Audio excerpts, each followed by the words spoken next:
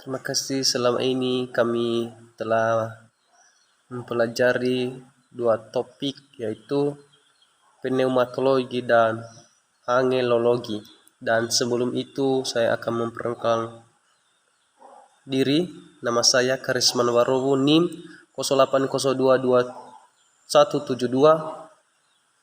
Prodi Pendidikan Agama Kristen, dan sebagai mata kuliah Teologi Sistematika 4, saya akan membahas dua topik pada siang hari ini tentang pneumatologi dan angelologi.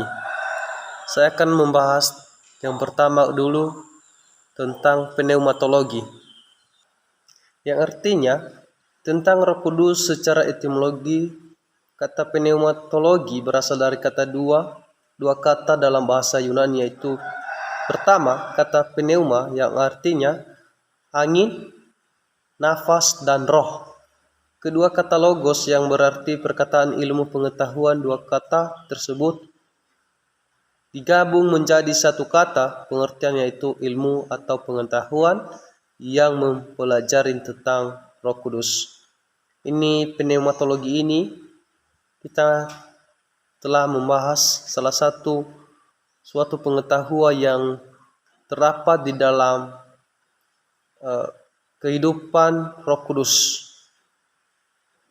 Roh Kudus dalam bahasa Ibrani, ruah yang artinya angin, udara, hawa, dan dalam bahasa Yunani adalah pneuma yang artinya adalah kata netral.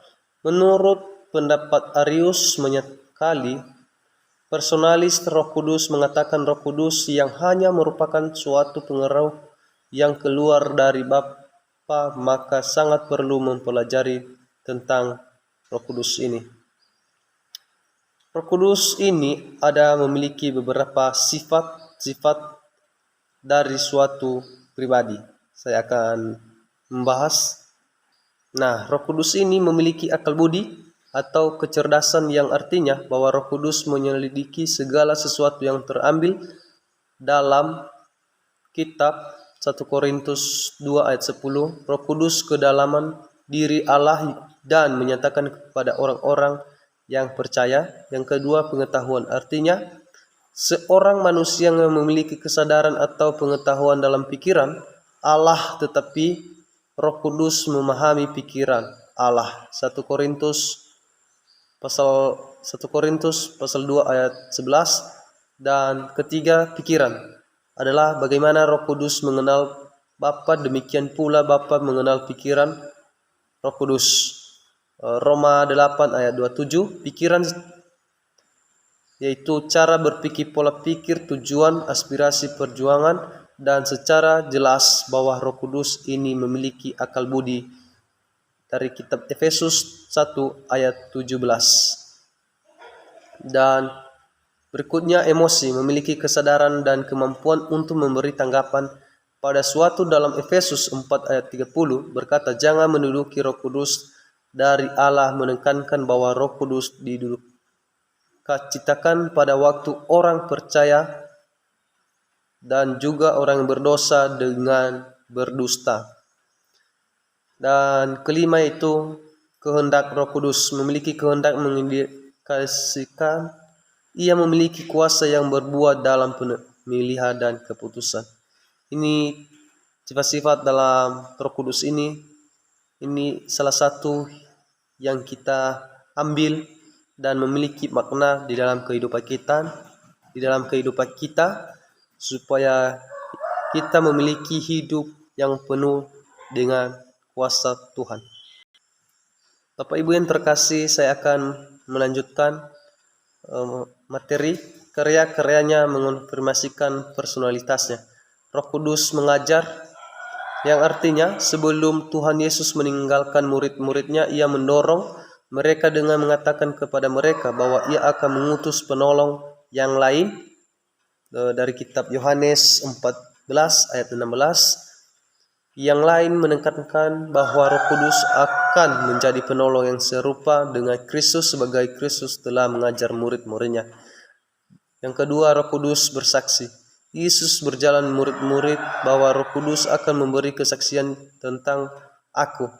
Yohanes 15 ayat 26 memberi kesaksian tentang seseorang dan Roh Kudus membimbing. Roh Kudus datang, ia membimbing mereka pada suatu kebenaran. Yohanes 16 ayat 13. Dan keempat, Roh Kudus meyakinkan. Yohanes 16 ayat 8, Roh Kudus menjadi pendoa syafaat. Roh Kudus ini salah satu pada saat orang percaya sedang lemah, Roh Kudus menyuruhkan keluhan orang yang percaya dan berdoa atas nama orang yang percaya. Roma 8:28. Doa syafaat Roh Kudus dan menjawab doa dan bekerja dalam segala sesuatu untuk kebaikan hidup orang percaya, karena Roh Kudus telah berdoa bagi anak Allah. Dan terakhir, Roh Kudus memerintahkan. Kisah Para Rasul 13 ayat 2. Roh Kudus dapat didudukan. Roh Kudus dapat pada waktu orang percaya. Yesaya 63 ayat 10, orang yang tidak percaya kepada Tuhan, dia percaya kepada Tuhan tetapi sulit melakukan. Roh Kudus dapat dihujat, Roh Kudus dapat ditolak, dan Roh Kudus dapat didustai. Ini hal-hal yang kita pelajari pada saat ini dari mata kuliah yang telah kami pelajari selama 1 semester dari kuliah yang diambil oleh Ibu Erlina Waruwu telah mengajarkan kami, dan kami sebagai mahasiswi bisa memahami bagaimana pembahasan tentang Roh Kudus dengan malaikat, dan juga Roh Kudus ini telah dapat dihujat karena dipikiran sebagai sesuatu melawan Allah Bapa. Dan Matius 12 ayat 32, dan Roh Kudus dapat ditolak oleh orang-orang yang tidak percaya di dalam Tuhan. Boleh kita melihat Kisah Para Rasul 7 ayat 51. Dan saya akan melanjutkan lagi atribut-atribut ilahi Roh Kudus. Hidup, Roma 8 ayat 2, hidup merupakan suatu atribut-atribut. Yohanes 3 ayat 10, Roh Kudus memiliki hidup pada dirinya sendiri. Maha tahu, 1 Korintus 2 ayat 10 sampai 12. Roh Kudus menyelidiki ke dalam Allah, 1 Korintus 2 ayat 10. Istilah yang sama yaitu ke dalam digunakan dalam kaitan dengan pengetahuan Allah merupakan hal yang tidak dipahami oleh manusia, tetapi Roh Kudus Allah mengetahui hal yang tidak dapat dipahami dan diselidiki manusia. Roma 11 ayat 33. Ini pikiran-pikiran manusia yang memiliki peranan di dalam Tuhan dan membuktikan hal yang baik dalam Tuhan juga. Maha kuasa, Ayub 33 ayat 4, lemah kuasaan Roh Kudus dilihat dalam pencipta. Di dalam Kejadian 1 ayat 2, bahwa Roh Kudus terlihat melayang-layang di atas ciptaan. Maha hadir atau Mazmur 139 ayat 7 sampai 10, bahwa ia tidak dapat berlari di hadapan Roh Kudus. Ini tentang ayat firman pendukung dari atribut-atribut ilahi Roh Kudus. Kita bisa membuka Alkitab kita dari Mazmur 139 ayat 7 sampai 10.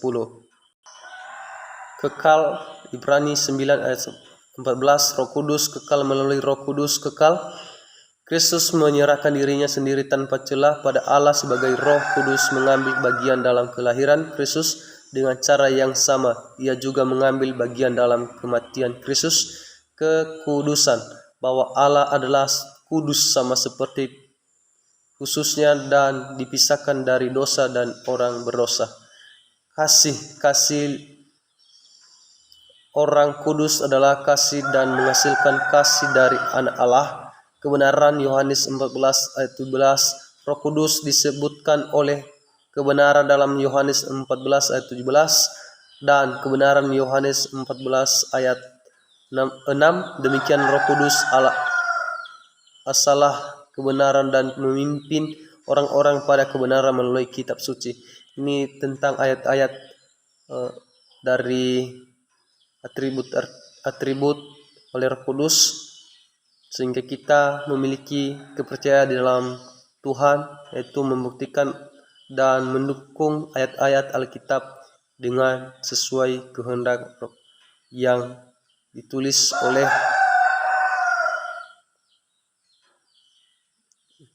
para rasul yang ada di dalam Alkitab. Nah, saya akan melanjutkan lagi karya ilmiah dari Roh Kudus. Yang pertama, penciptaan. Kelahiran Kristus dalam keilahiannya adalah kekal, tetapi Roh Kudus melahirkan natur manusia Kristus yang tanpa dosa. Pada saat itu Kristus atau Tuhan Yesus pada saat itu ia tidak melakukan dosa, tetapi ketika manusia sudah mulai jatuh dalam dosa dan turun temurun dan sampai pada saat ini masih melakukan dosa atau turun temurun, yaitu hal-hal yang tidak berkenan di dalam Tuhan. Inspirasi kitab suci. Roh Kudus melahirkan kemanusiaan Kristus dan Roh Kudus mensurversi penulis kitab suci. Regenerasi. Titus 3 ayat 5. Roh Kudus menyebabkan kelahiran baru. Ia adalah roh merupakan kerjasama spiritual dalam reproduksi manusia di wilayah fisikal. Perantara. Roma 8 ayat 26. Kristus adalah perantaran orang yang percaya, demikian pula Roh Kudus. Pengudusan. Orang yang percaya dipersatukan dengan Kristus lalu kemudian menjadi satu di dalam Kristus. Ini pengudusan adalah orang-orang yang sudah percaya dan disatukan di dalam Tuhan. Penolong. Orang kudus. Roh Kudus sebagai penolong orang yang percaya dituntut untuk memiliki keilahian karena ia bekerja sama seperti Kristus dalam perannya sebagai penolong. Ini adalah hal-hal yang penting, bagaimana peran Roh Kudus di dalam kehidupan kita. Representasi Roh Kudus. Yang pertama, pakaian diperlengkapi. 2. Merpati adalah merpati itu melambangkan kemurnian. Jaminan. Paulus mengatakan bahwa Allah memberikan Roh Kudus dalam hati kita sebagai jaminan. Roh Kudus sebagai jaminan adalah simbol dari keamanan dan kepastian orang yang percaya di dalam Kristus. Apa hal ini akan menunjukkan kelahiran Allah? Minyak Roh Kudus yang menguatkan. Meterai Roh Kudus dilihat sebagai meterai bagi orang yang percaya. Ini merupakan sebuah tanda bahwa Roh Kudus itu adalah memberikan suatu tanda kepada manusia untuk lebih percaya di dalam Tuhan. Air dari dalam hatinya akan mengalir, aliran air hidup. Angin Roh Kudus karena yang diterjemahkan angin, demikian pula dengan Roh Kudus. Ini adalah saya akan membahas dosa melawan Roh Kudus. Mereka membawa orang yang kerasukan kepada Yesus dan menyembuhkan orang itu. Mereka mengatakan dengan Beelzebul, penghulu setan, ia mengusir setan, mengajar dan telah melihat dengan kuasa Tuhan. Nah, ini membuktikan bahwa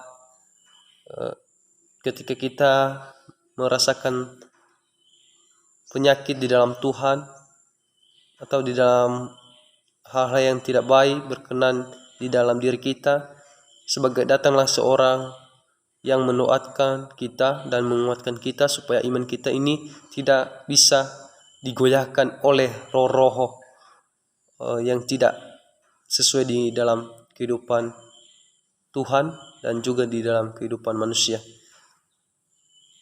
Baptisan sebagai karya Roh Kudus. Memang Roh Kudus yang melahirkan kembali orang-orang yang percaya kepada Yesus Kristus. Yohanes 3 ayat 3-5. Orang dibaptis ke dalam tubuh. Ini membuktikan bahwa peranan Roh Kudus ini sangat penting di dalam kehidupan manusia. Dan Roh Kudus itu adalah keselamatan, tetapi hal dibaptis dengan Roh Kudus kita menerima kuasa untuk hidup dalam kesucian dan kuasa yang melengkapi kita untuk melayani Tuhan. Ini adalah baptisan sebagai karya-karya Roh Kudus, membuktikan di dalam kehidupan kita ketika kita diselamatkan hanya di dalam Tuhan, dan ketika kita berdiri untuk melayani Tuhan, Ia akan memperlengkapi baik diri saya dan juga diri teman-teman, sehingga peranan Roh Kudus ini bisa kita ambil makna yang baik di dalam kehidupan kita. Saya akan membahas ada beberapa baptisan Roh Kudus, yaitu yang pertama, baptisan Roh Kudus adalah bagi zaman gereja. Baptisan Roh Kudus mencakup semua orang percaya pada saat itu. Baptisan Roh Kudus membawa orang percaya ke dalam persekutuan dengan orang percaya yang lain dalam tubuh Kristus. Baptisan Roh Kudus bukan satu pengalaman. Baptisan Roh Kudus dilakukan oleh Roh Kudus, tidak ada dua baptisan oleh Roh Kudus. Ini adalah bukti-bukti baptisan tentang Roh Kudus, teman-teman, dan juga penyertaan Roh Kudus di dalam kehidupan kita dan di dalam diri saya juga dan juga teman-teman. Roh Kudus karunia yang diberikan kepada semua orang percaya di dalam Roh Kudus kecuali beriman kepada Yesus Kristus. Yohanes 7 ayat 37 sampai 39. Roh Kudus diberikan pada waktu keselamatan. Roh Kudus tinggal pada diri orang yang percaya secara permanen. Roh Kudus adalah salah satu dari banyak karya Allah yang ditunjukkan pada orang percaya untuk menjamin keselamatan. Ini penyertaan Roh Kudus ini, teman-teman. Roh Kudus ini memberikan tanda kepada manusia atau kepada orang-orang yang sudah percaya untuk memuliakan nama Tuhan dan memberikan jaminan kepada orang lain juga, karena hanya nama Tuhan atau penyertaan Roh Kudus yang kita ambil di dalam kehidupan ini. Dan karunia-karunia Roh Kudus. Karunia Roh Kudus pada seseorang adalah perlengkapi dari Allah bagi pelayanan orang rohani secara individu. Suatu karunia rohani bagi gereja adalah di mana secara unik seorang diperlengkapi bagi pendidik dan pendewasaan gereja. Efesus 4 ayat 11 sampai 13. Karunia-karunia Roh Kudus ini memperlengkapi tentang pelayanan kita. Dan selanjutnya pemenuhan oleh Roh Kudus. Kedewasaan orang percaya 1 Korintus 3 ayat 1 sampai 3, dan orang yang sudah dipenuhi oleh Roh Kudus esensial untuk melayani orang percaya. Kisah Para Rasul 4 ayat 31. Ada 3 hal yang telah saya pelajari mengajarkan 3 konsep tentang Roh Kudus, yaitu orang percaya diperintahkan untuk terus-menerus supaya dipenuhi oleh Roh Kudus untuk mendewasakan dalam melayani, bersyarat harus supaya dipenuhi oleh Roh Kudus, berulangan berhubungan dengan yang dipenuhi oleh Roh Kudus, berhubungan dengan relasi benar dengan Tuhan. Judul pertama tadi saya sudah akan membahas, dan saya akan melanjutkan judul yang kedua, yaitu tentang angelologi. Angelologi berasal dari 2 kata Yunani, yaitu angelos yang berarti utusan atau malaikat, dan logos berarti ilmu pengetahuan. 2 kata tersebut bergabung menjadi satu pengertian, yaitu ilmu atau pengetahuan yang mempelajari tentang malaikat. Nah, di tema atau poin tentang kedua ini, Bapak Ibu dan teman-teman, saya akan membahas topik yang kedua, itu tentang angelologi. Yang angelologi ini tentang kita pengetahuan yang mempelajari tentang malaikat. Nah, istilah dalam Alkitab PL dan PB, kata malaikat dalam bahasa Ibrani malak sebagai dari utusan ialah malaikat adalah keberadaan surgawi yang ditugaskan oleh Allah untuk melaksanakan perintah-perintah tertentu. 2. Malaikat disebut putra Allah pada tahap pertama mereka jatuh, mereka adalah Allah yang diciptakan. Yang ketiga, yang kudus, malaikat yang disebut dengan kekudusan.